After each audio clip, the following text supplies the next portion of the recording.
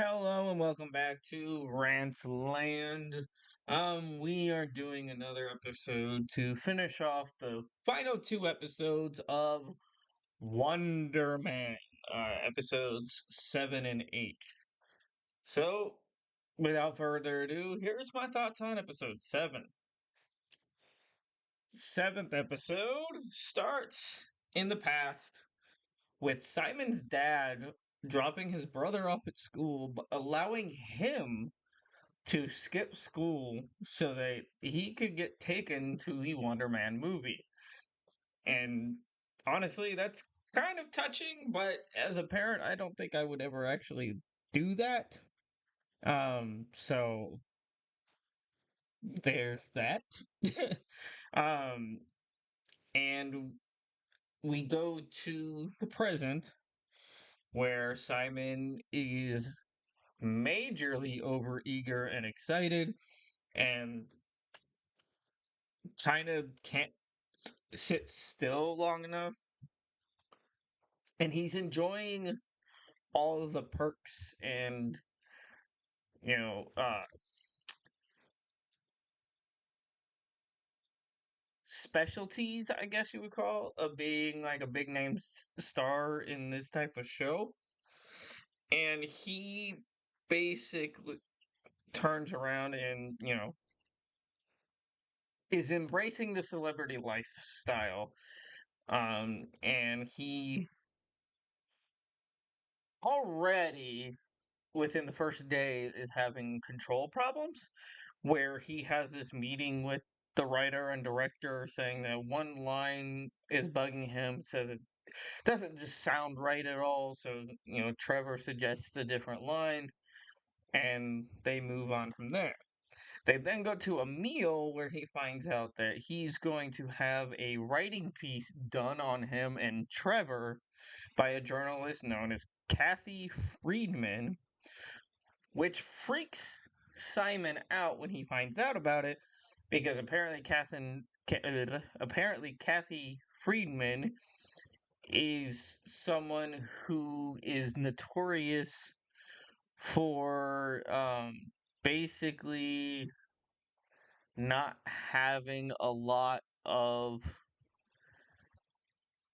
shielding in her articles. She calls people out for who they are and is known as a character assassin. And the show kind of stabs like Joseph Gordon-Levitt in the face and just makes fun of Lovett, which I don't know how I feel about that because I love Joseph Gordon-Levitt as a actor. So it's one of those. Did he deserve to get thrown on the bus by Marvel? But they finally meet her, and she basically tells them to act as if she doesn't exist, which is really difficult for Simon. So he starts pretending to be something he's obviously not. Um, and during her questioning, he finds out that she had a conversation with Vivian, who in turn then meets Simon because he wants to make sure that she didn't tell him anything, too embarrassing or incriminating. And during their conversation, they end up saying that Vivian knows about his powers, and she just chose not to say anything because he obviously didn't trust her enough to tell her, which is kind of like, yeah, the main reason I broke up with you is because you obviously don't trust me enough to be a part of your life, which, gets him thinking. He then calls his mom, who lets him know that his brother Eric actually also had a conversation with Kathy. So he freaks out because he knows that his brother hates him. But it turns out that, during their meeting lunch with Kathy, he apparently says nothing but positive things about his brother. However, during that lunch, Kathy starts digging into Trevor and how he became this movie person despite, you know, getting arrested at the beginning of the show and his personal past, and it pisses Trevor off a lot. It pisses him off to the point where he leaves the lunch, and this ends up causing Trevor to finally open up about what's really going on and the ultimate betrayal to Simon. Um, he lies everything on the floor and tries to say that he does still care about Simon and wants to be his friend, and he was just put in a hard place and didn't know really what to do.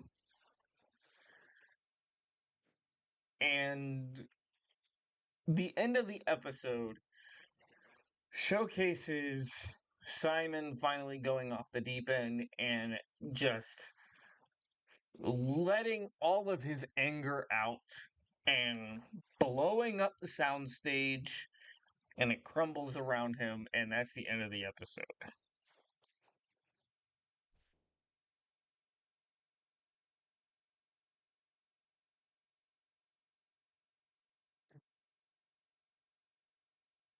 So now we go to the final episode of this series, and it opens up once again in the past where Simon's father is encouraging him to pursue acting. That's basically the whole scene. Just his father telling him, "Hey, you're good at this. Go do it." Which is good to see a parent in shows, encouraging their child instead of telling them you're not gonna succeed, because that one kind of hits personally. But we go back to the present where the chase begins, and the way that it's structured, it makes it look like the DODC is all coming towards Simon. So he's calling everyone he loves, saying, "Hey, I love you," that kind of stuff.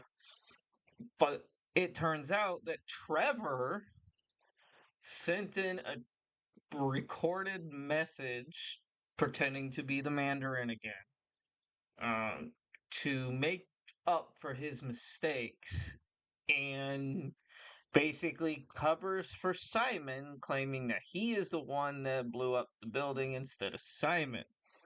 Um, so he's arrested, and we then go to Kovac, who still wants to record the movie. So Simon uses all of his anger and depression from his actual betrayal in life to make the best role possible for Wonder Man, and the movie's a success to the point where, he gets to a point where he can pick his own stuff. There's a scene where, Eric's brother says he's proud of him. And basically, we do a time skip, and we get a bunch of scenes where not Eric, Simon is following this person around, and he ends up being one of the guards at the DODC. It gets to kind of be an undercover acting role for Simon, where he uses his powers. You see that he's been really practicing with his powers, learning how to control it. I wish they would show that instead of just, you know, showing the aftermath. I feel like if we saw him practicing, it would be more of a character development. Instead, we just get the aftermath of that.